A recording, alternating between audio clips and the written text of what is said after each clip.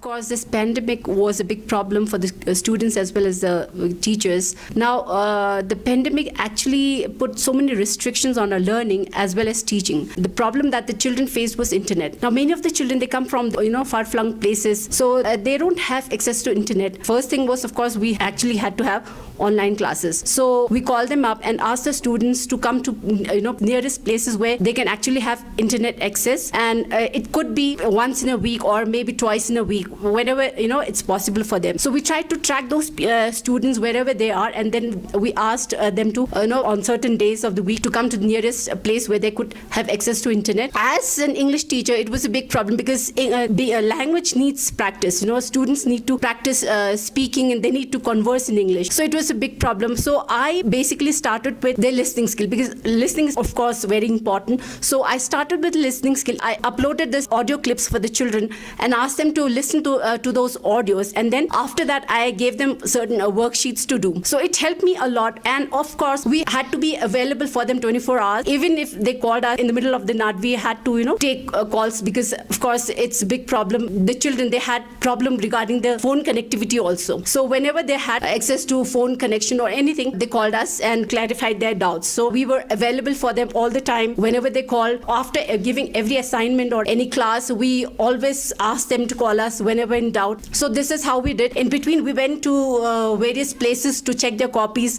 and this in a way gave them confidence. So we were also confident that to some extent we were successful, and we would extend our help to the children as far as possible. So I hope the parents will also cooperate with us. They have been cooperating with us till now, and I hope they will cooperate with us in future as well. Thank you.